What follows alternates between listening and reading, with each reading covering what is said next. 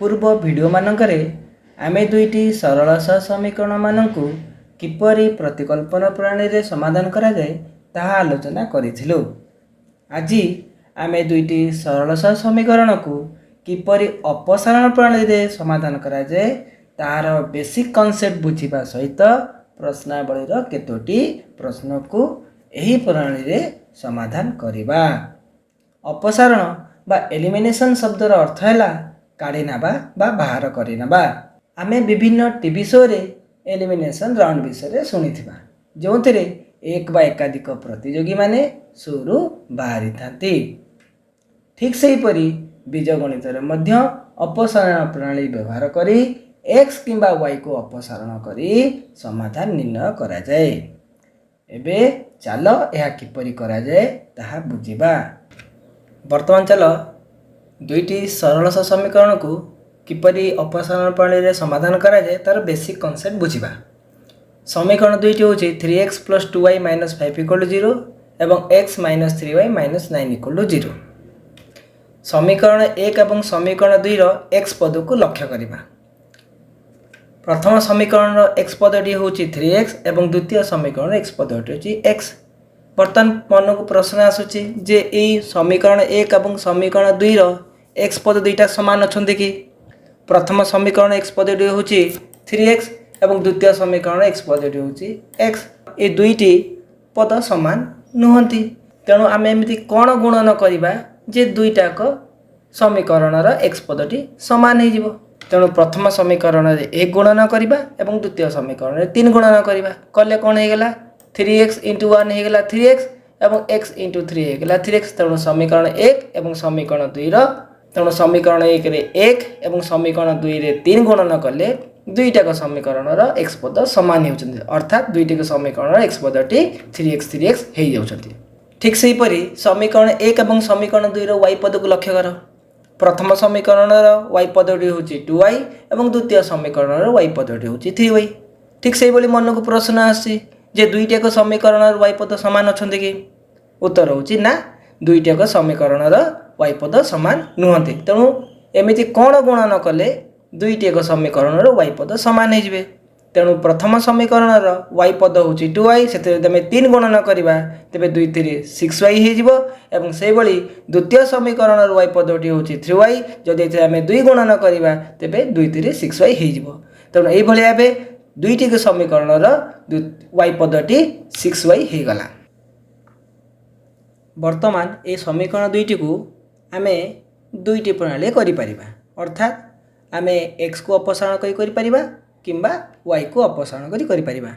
मने करो आमे x को अपसारण करिया को चाहूचे, तेबे समीकरण 1 रे आमे 1 गुणन करिबा। 1 गुणन करिया जोगु से 3x + 2y - 5 = 0 रहला, कारण x सहित गुणन कले से संख्या आसी थाए। एवं समीकरण 2 रे आमे 3 जले गुणन करिबा से हे जिवो 3x - 9y - 27 = 0।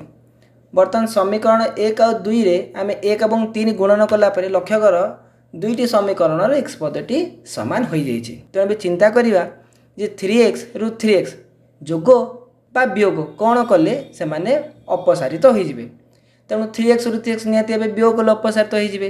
तेणु आमे समीकरण 1 रु समीकरण 2 को वियोग करिबा। जेतळे को स्तंभ प्रणाली रे वियोग करा जे आमे जानि जे समीकरण 2 रे थिबा संख्या मानकर चिन्ह परिवर्तन हो। तेणु +3x - 3x हे गेला, -9y +9y हे गेला एवं -27 +27 हे गेला।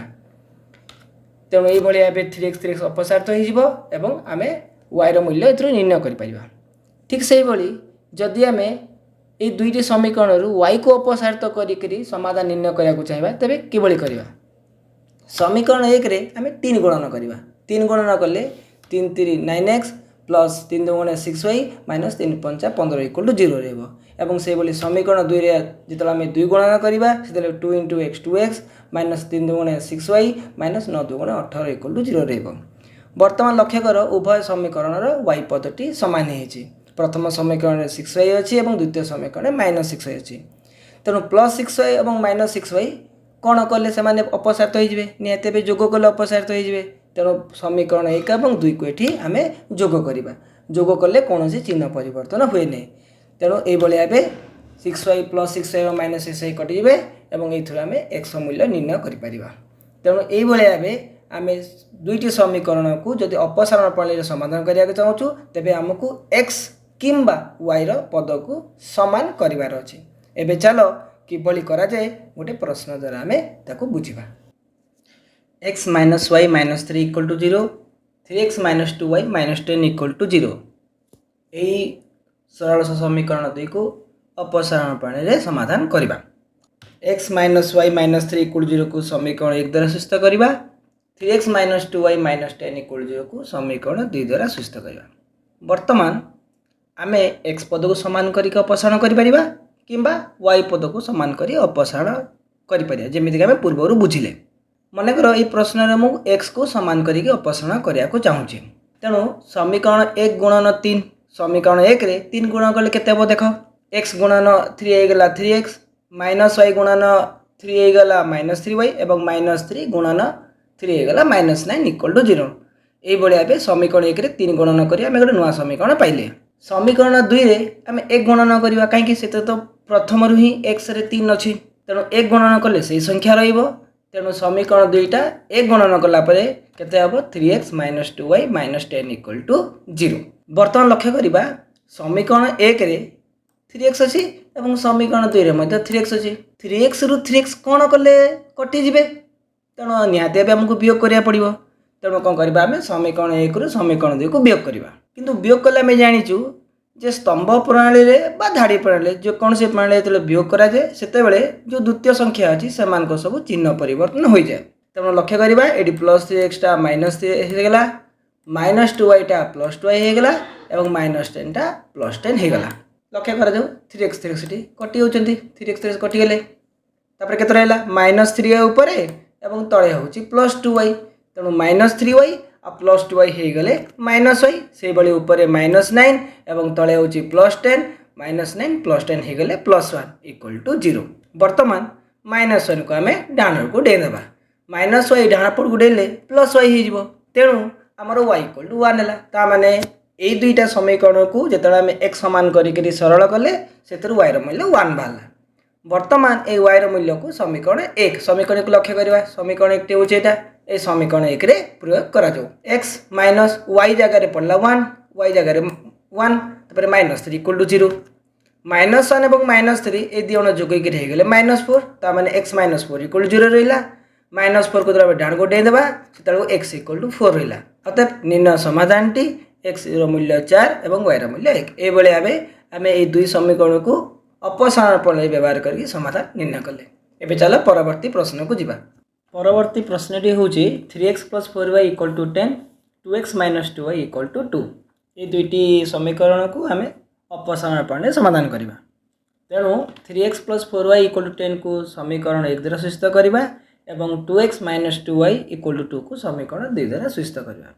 बर्तमान लक्ष्य करवा आम दुईटी समीकरण x को सामान करि y को सामान करि। तेणु चलो ये मुझे समीकरण 1 और 2 y को सामान करवा। तेणु y को सामान कले समीकरण 1 रे 1 गुणन करवा जहाँफल से 3x plus 4y equal to 10 रही। समीकरण 2 रे आम केते गुणन कले लक्ष्य कर जेहेतु प्रथम समीकरण y रे 4 अच्छी तेणु द्वितीय समीकरण सबटा भी 4 करवा। तेणु आम समीकरण 2 रे 2 गुणन करदे। तेणु समीकरण 2 गुणन 2 2 गुणिले 2 2 गुणे 4x minus 2y into 2 होगला 4y और 2 इंटू 2 हूँ 4। यही भाई आम समीकरण 1 रे 1 गुणन कले और समीकरण 2 रे 2 गुणन कले। बर्तमान लक्ष्य करवा प्रथम समीकरण में प्लस 4y अच्छी और द्वितीय समीकरण में माइनस 4y अच्छी। तेणु प्लस 4y और माइनस 4y को जो वियोग कराए तेज एम कटे नहीं। तेणु समीकरण 1 और 2 को आम जोग करदे। तेणु समीकरण 1 2 को जोग कराला जो समीकरण 1 2 जोग कले कौन प्रकार चिन्ह परिवर्तन हम ना। तेणु कौन लक्ष्य करवा प्लस 4y और minus 4y कटिगले 3x plus 4x होगला 7x और 10 प्लस 4 होगला 14। तेणु 7x इक्वल टू 14 रहा। 7 और x रे 7 टा सहित गुणन होती तेणु ढाण पड़ गले से हरण हो। तेणु x इक्वल टू 14/7 14/7 अर्थ हूँ 2। ये भाई भाव x मूल्य निर्णय करदे। बर्तमान x मूल्य को समीकरण 1 रे प्रयोग करा। समीकरण 1 हूँ 3x plus 4y equal to 10 x जगह 2 प्रयोग करवा। तेणु 3 into 2 plus 4y equal to 10 2 into 3 होगला 6 तेणु 6 plus 4y equal to 10 6 plus होती डाण पटू गले से हो माइनस तेणु 4y इक्वल टू 10 माइनस 6 है। बर्तमान 10 रु 6 गला हूँ 4 तेणु 4y इक्वल टू 4 4 y सहित गुणन होती तेणु y इक्वल टू 4/4 जार मूल्य है 1। तेणु ये भाव समीकरण 1 और 2 को अपसारण प्रणाली समाधान कले जहाद्वारा x मूल्य 2 और y मूल्य 1 निर्णय है। अतएव निर्णय समाधान टी हूँ 2 1। बर्तमान चलो परवर्ती प्रश्न को जावा। प्रश्न हूँ 3x minus 5y minus 4 equal to 0 और 9x equal to 2y minus 1। 3x minus 5y minus 4 equal to 0 को समीकरण 1 द्वारा सूचित करवा एवं 9x equal to 2y minus 1 आपको टे सरल करवा। सरल केमती करवा 2y को बाम पट को नहीं जावा और माइनस 1 को बाम पट को नहीं जावा। बाम पट को गले 9x 2y से पड़े कि माइनस 2y और माइनस 1 से पड़े कि प्लस 1 इक्वल टू 0। तेणु ये द्वितीय समीकरण टी है 9x minus 2y plus 1 equal to 0। बर्तमान समीकरण 1 एवं समीकरण 2 को अपसारण प्रणाली समाधान कले आम x को समान करि परिबा कि y को समान करि परिबा। आमे मनेकर ए प्रश्न को y को समान करके समाधान करिया चाहूँ। तेणु समीकरण 1 रे 2 गणना करवा 2 गणना कले 3x इंटू 2 होगा 6x माइनस 5y इंटू 2 होगा माइनस 10y और माइनस 4 इंटू 2 होगा माइनस 8 इक्वल टू 0। से भाई समीकरण 3 रे से भाई समीकरण 2 रे 5 गणना करवा 5 गणना कले 9 5 45x माइनस 5 2 10y प्लस 5 के 5 इक्वल टू 0। समीकरण 1 रे माइनस 10y अच्छी और समीकरण 2 रे माइनस 10y अच्छी। तेणु माइनस 10y रु माइनस 10 को वियोग कले से कौन हम कटिजे। तेणु समीकरण 1 रु समीकरण 2 को वियोग करवा वियोग कले लक्ष्य करवा द्वितीय संख्या मान साइन चेंज होगा plus 45x T minus 45x होगा minus 10y T plus 10y होगा और प्लस 5 टी माइनस 5 होगा। बर्तमान वियोग करदे प्लस 10y माइनस 10y और plus 10y कटिजे 6x minus 45x है माइनस 39x से भाई माइनस 8 माइनस 5 होगा माइनस 13 इक्वल टू 0। माइनस 13 जो उदाहरण को जीव से प्लस 13 हो तेणु minus 39x equal to plus 13 minus 39x तो गुणन होती तेणु x equal to 13 by minus 39 13 के 13 और 13 3 39 तेणु आंसर होगा माइनस 1/3 तेणु आंसर टी हूँ माइनस 1/3। ये भाया x मूल्य निर्णय है। बर्तमान x मूल्य को आम समीकरण 1 रे प्रयोग करवा। समीकरण 1 टी 3x minus 5y minus 4 equal to 0 तेणु 3x जगह पड़ा माइनस 1/3 तापर minus 5y minus 4 equal to 0। लक्ष्य करवा ये 3 3 कटि होती तेणु समीकरण टी बर्तमान हूँ minus 1 minus 5y equal to plus 4 कहीं माइनस 4 को डाण पट को नहीं गले प्लस 4 है। बर्तमान माइनस 1 डाण पट को जीव डाण पट होकर से प्लस 1 हो तेणु बर्तमान समीकरण टी है minus 5y equal to 1 plus 4 1 plus 4 मूल्य 5 होगा तेणु minus 5y equal to 5 minus 5y सहित गुणन होती तेणु y equal to 5 by minus 5 जार मूल्य होगा माइनस 1। अतः ये आम यही 2 समीकरण को अपसारण प्रणाली समाधान कले जो थ्रू आमर x मूल्य बाहर माइनस 1/3 और y मूल्य बाहर माइनस 1। अतएव निर्णय समाधान टी हूँ माइनस 1/3 और माइनस 1। धन्यवाद।